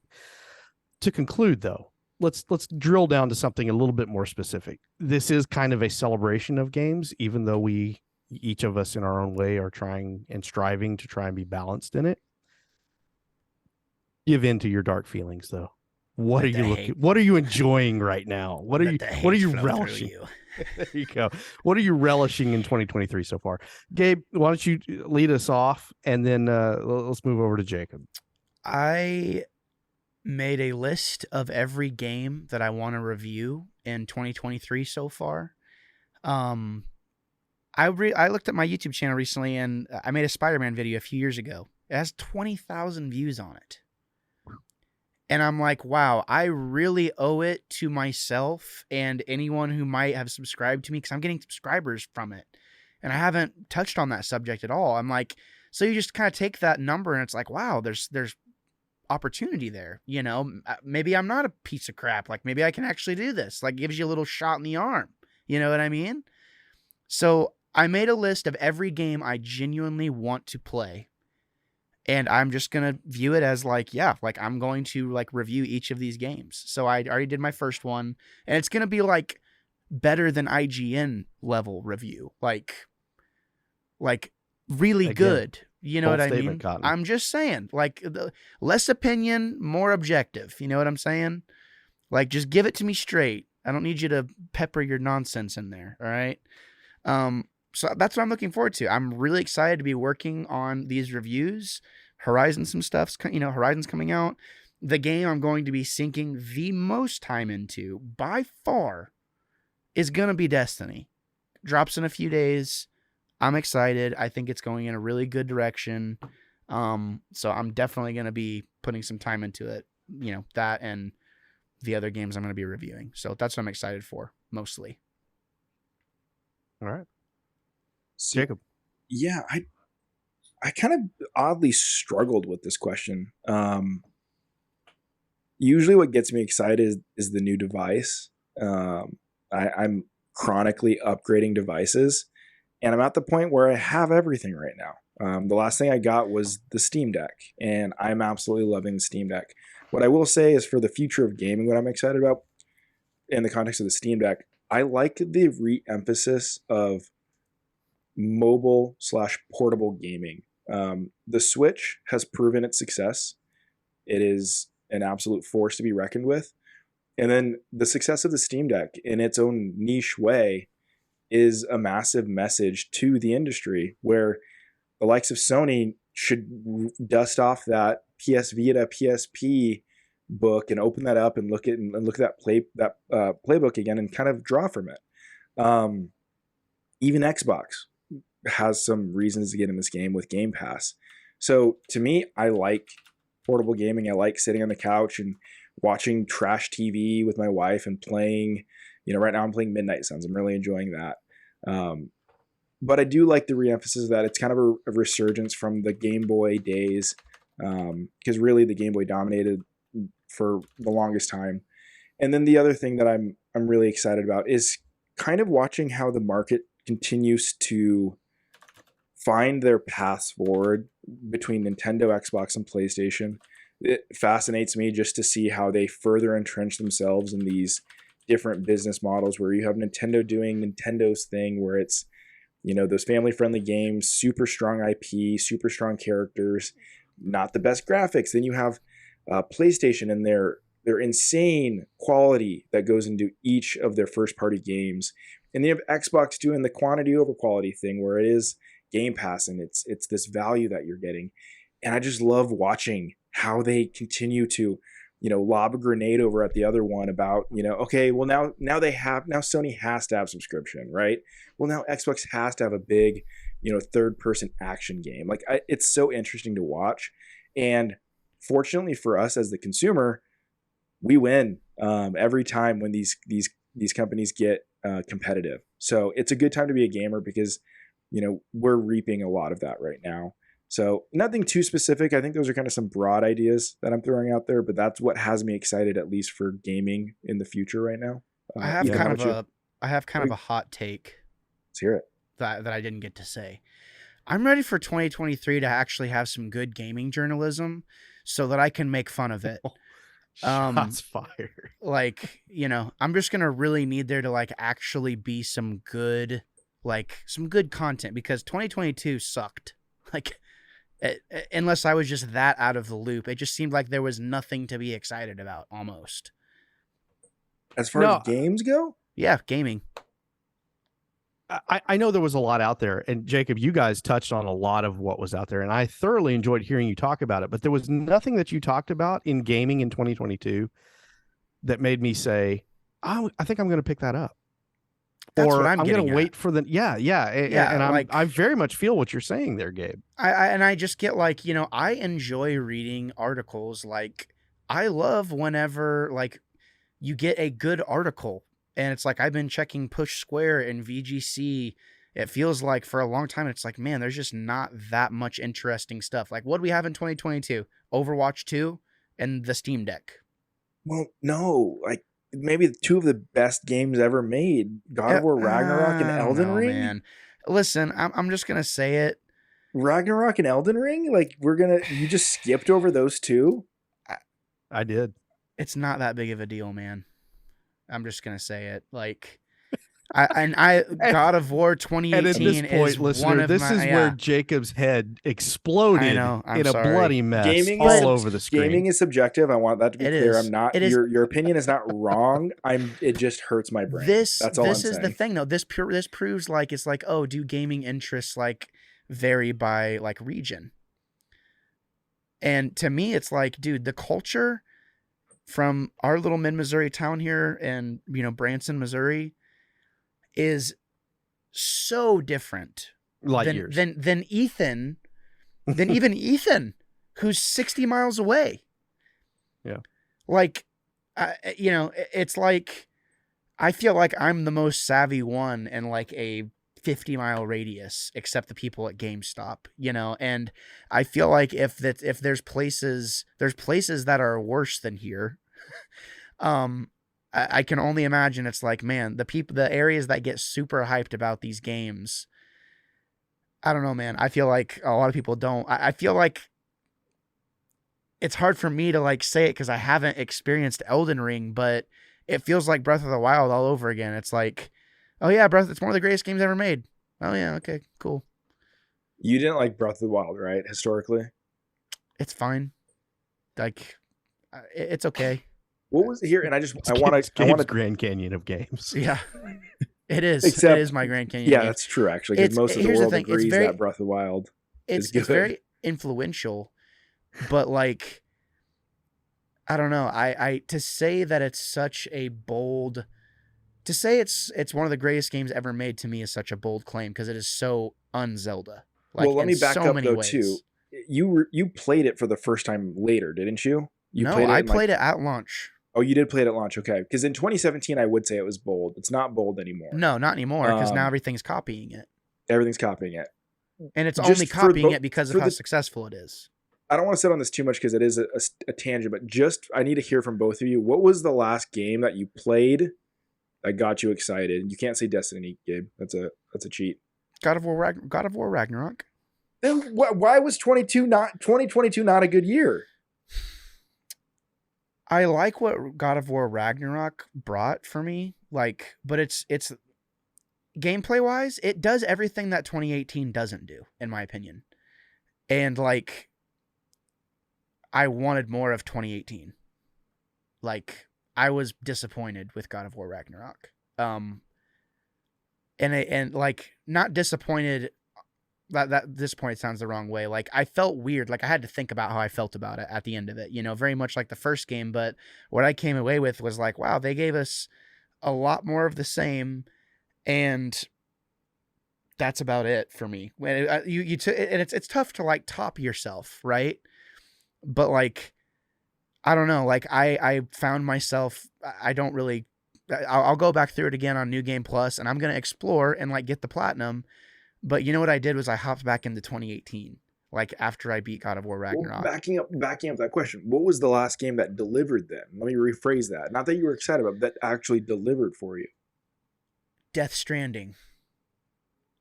Which was 2018. Well, no. Last of Us Part 2. Like, that did things to me. 2020. Yeah, so 2020. So I would say I knew Last of Us Part 2 was going to be like impactful, but like not in the ways I thought it was going to be. And then Death Stranding shocked me. I was like, I could not get enough of that. Like, that's one of my favorite games ever. So I would say those are probably the two in most recent memory that have made a huge impact on like just being surprised and like and being like, wow, that was great. Like, I loved DBZ Kakarot. I played that for 30. I even bought the DLC. But it gets to a point where it's like, wow, this is a lot of dialogue. Let's speed this along, which is Dragon Ball's problem in general. Exactly. It's like they take dialogue. Yeah, exactly. They take 3 episodes, and that was so that was the last time, I think, for me. Earliest time was 2020. Okay, Ethan, last time a game delivered for you, because I just need to check here. Don't ask me, because I'm not the adventure game guy, or at least I haven't been for about the last 5 years. So the last thing that I got excited as just like your general adventure game type deal was I did it for the show, for Gabe's show, Game Club, and that was not Dark Knight. No, it was Arkham Knight. Great game. Great game. I thoroughly enjoyed playing it.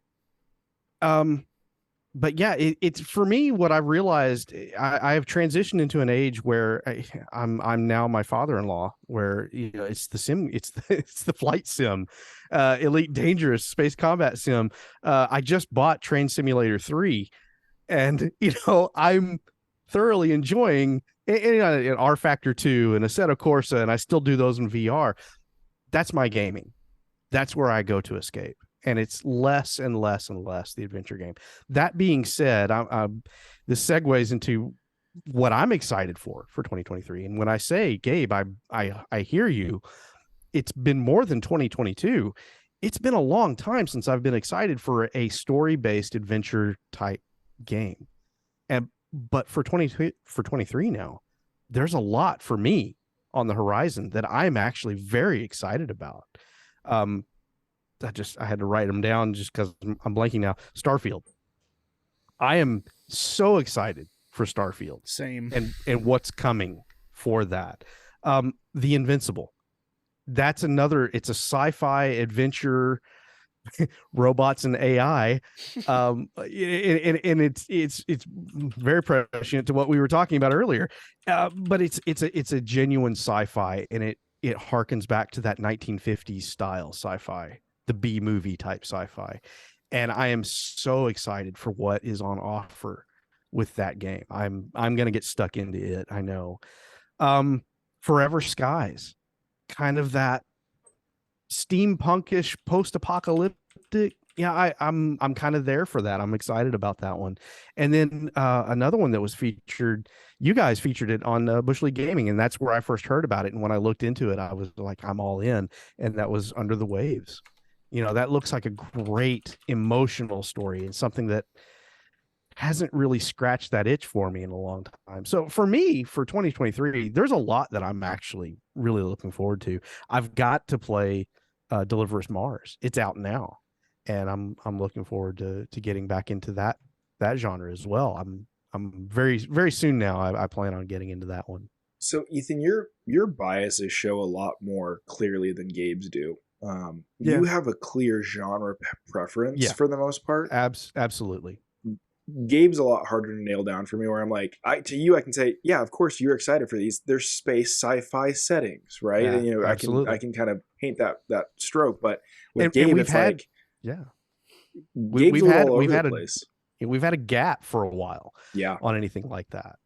So I'm excited for this year. And it's interesting. Yeah. And I love hearing, other people, what other people are excited about, especially when it's something I don't already know about. And I feel like games, obviously, I'm not saying that no good games came out in 2022. That's not what I'm saying. Obviously, there were great games that came out. They just didn't speak to you. But to me, for a game to speak to me, first of all, I have to be interested enough to finish it. And I feel like games have become so formulaic to where it's like, as soon as I can kind of see what you're doing, I'm going to know if I want to finish it or not. So you're either going to give me a solid like 12 to 15 hour experience and like keep the ball rolling, or I'm going to get halfway through your game realizing it's not going to change for another 20 to 30 hours. Okay. Yeah, I have other things to do. I love when a game really does grab me though. Like, I love whenever a game can just be fun for the sake of being fun. Like, there's no motive for it. And it inspires you because it's just like, oh man, like this is really cool. You know, that's whenever I like kind of get the most inspiration, is like whenever you have that familiar feeling of like that scratch being itched or that itch being scratched. You know what I mean? It's like, oh, you get an idea for something. It's like, man, maybe I could talk about this, or, you know, I want to talk about this. That's the thing. It's like, I want to talk about this. And there just has been nothing. It's like, I booted up Cult of the Lamb, which I loved the mechanics of that game. Like, I love Animal Crossing, but I was playing it and I'm like, there is actually a lot of, like, I thought this was going to be kind of like campy and like, you know, whatever. There's a lot of weird stuff in that game. So I was like, it goes dark quick. I'm actually out on that one. And it's nothing, obviously it's a, you know, beautifully designed game, whatever. There just isn't that much in gaming these days. For me, as someone that tries to remain, you know, family friendly in a lot of ways, that grabs me and interests me the same way that, like, you know, I remember getting a Game Informer and seeing the first ever like exclusive on Limbo. Remember that? The black and white game with a little kid, and I'm even like, oh my God, that looks incredible. Loved it. It's so good. Very rarely do I see something where I'm like, okay, you have my attention.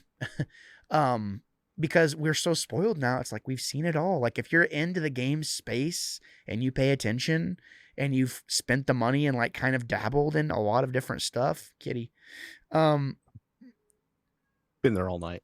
You don't, it's like, why do I need to spend more money on another giant sandbox that has a lot of exclamation points?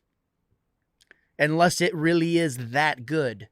And if it is that good, whenever I play it, it better be that good. So it's like when everyone tells me about Elden Ring and how good it is, it's like, why can't I put more than 10 hours into it then? Maybe it's just not for me. So if it's not for me, someone that like loves video games, does that mean it's objectively good? I disagree. But that's why gaming is great. There's different things for different people. And yeah, speaking in objectives with art is difficult. I think, yeah, to your point there, that's where it's a personal experience, it's personal taste. Totally. As we talked about with Ethan even too, is that it's just like, you know, you might think this space sci-fi is a 10 out of 10, but for those who aren't into that genre, it might be a 7, right? So again, a reason why we did drop that score, going back to an old episode, of just the objectivity of a score we really struggled with. And I think this conversation just proves that even further. Yeah, I mean, there's so much. It's like Elden Ring can be the greatest game ever for 6 months until that one day I turn it on. It's like, I never want to play this again. It's like the second I finish like a Metal Gear Solid game, I never touch it again. Because it's like, wow, that was really great. Don't want to put myself through that again. You know, so I feel like that's why gaming is great. There's so much nuance, you know, and I'm so glad that this was our first conversation back, gentlemen. This was great. Yeah. This was much needed. And to put a bow on it, like I said, there were not, you emailed a bunch of us, Jacob, last year about Game of the Year, and I only had one because it was the only thing that I played. And that's very much where I come from. It's sim games, it's the Civilization type games, you know, that's where I reside. That's what I enjoy. But coming back around to the love fest that we started the show off with, that's the wonderful thing about your podcast with Busch League Gaming, is that even if it's a game that I'm not interested in, I'm incredibly entertained by the viewpoints and the perspective that you guys bring, the passion that you guys bring to the games that you review and the games that you talk about and the experiences that you have. It is very much along the lines of that thing, that itch that scratched when you think about the old LAN parties, when you hear the other guys in the room talking, and maybe you're not directly involved in the conversation, but you feel like you're part of the conversation. That's a lot of what you guys carry in your show that we really appreciate. So that even though Gabe and I and you and Ryan and Nick and all of you guys come from different perspectives, some of them align, the Venn diagram aligns in some places, but for the most part, we all have our niche that we enjoy. But it is a joy to be able to bring someone like you in and have a conversation and touch on things that we may or may not conversate about, in our regular lives with our other friends and things like that. And you carry that with the show as well. So thank you so much for taking the time to come on the show with us and have this discussion. And I'll let Gabe take us out on this after your comments. Yeah, real quick. This show, Punch Counterpunch, has been one of my favorite. Like, there's few podcast shows that I'll click into immediately, right? I have a queue. They're all lined up. I'm going to hit them as I finish each one. Punch Counterpunch goes to the top every time when that gets published. And it's just because of your guys's natural, raw conversation, right? This whole thing has been just a conversation. It goes off into space over here, literally, and off into whatever over here. Philosophy, like I appreciate that you guys will talk, and this is a constraint of Busch League, but you guys will talk about everything from news to gaming to media to music. I love that type of content. And then your guys is both, obviously historical chemistry, right? You guys have known each other for so long, but just your takes too are so grounded. So just kind of resharing that love of what you did with Busch League. I love PCP. I love the show. Please make more. I look forward to it. I'm really waiting for that. Gabe, finish all those games so we get a weekly show, right? Wasn't that the thing? I'm waiting on that. We're waiting on you to deliver on that for me. I spent like 400 hours in Destiny 2 over the course of it ruined everything. It ruined you. It derailed you. Thank you, Jacob, for reading that line that I put in the script there. I beat like 30. It sounded genuine. It sounded genuine. You know what? I blocked the doc because I blocked the doc from my view because I was tired of seeing Ethan's stupid crap. So, no, I'm just kidding. Just joking. Well, gentlemen, it's been a great show. We obviously had some good news. We talked about what we were up to. Kind of had a fun start to the show there. You have to excuse me, ladies and gentlemen. I haven't done this in a while.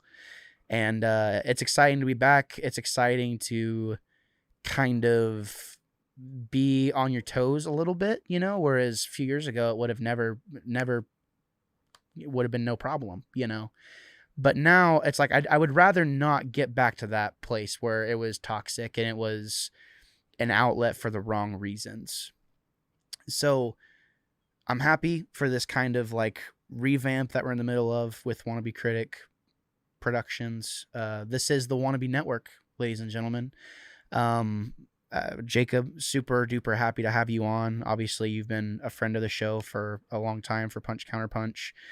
Definitely keep your eyes on this space, as Ethan would say. We have plans for stuff. I got off the phone with everyone else that's in the production house today. Actually, I called everybody. And we have some cool stuff lined up. So if you listen to it and watch it, we appreciate it, obviously. And we hope you have fun with us. So really quick, Jacob, where can people find you? Pimp your stuff, do your thing. Yeah, so Busch League Gaming on YouTube, on all podcast platforms. Those are really the primary places. There's a Twitter that is more of an RSS feed where I just put links to each weekly content. There's no other content there right now. Website's bushleaguegaming.com. And reach out, bushleaguegames@gmail.com. And, drop a follow if you're interested in some gaming content. There you have it. Ethan. So I feel it's... Facebook's still out there. If you can find me there, sure. drop me a I line. wasn't telling people to try and find you. No one wants to find thank you. Okay. Thank you. know I what don't want mean? to be found. I gotta He's keep in you the grounded. metaverse. He's no in the one. metaverse. I'm Yeah, in the you're metaverse. fine. Yeah. So Ethan, I feel like it's only appropriate that our first show back, I officially concede defeat in my attempt to beat 50 games in 2022. It's a good man. It was big of you. It was a difficult task. That was going to be really difficult to do. I'm not a worse man for not doing it. I am the champion. But you win.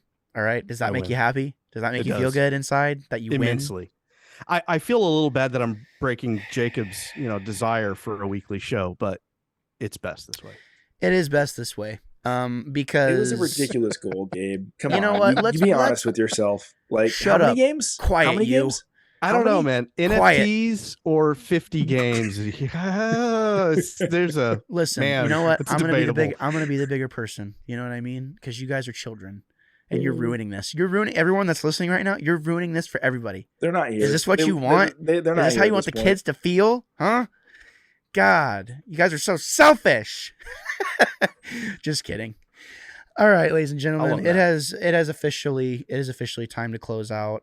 There's exciting things on the horizon, and we're just gonna when it's done, it's done. That's the new motto. When it's done, it's done. So, Jacob, again, thank you so much for showing up, man. It's great to see you and talk to you. Ethan, I'll see you tomorrow. I'll see you tomorrow. So, yeah. Thanks for having me. Yeah, of course. Yeah. So, all right, ladies and gentlemen, thank you so much. We will see you next time. Say goodbye, gentlemen. Bye.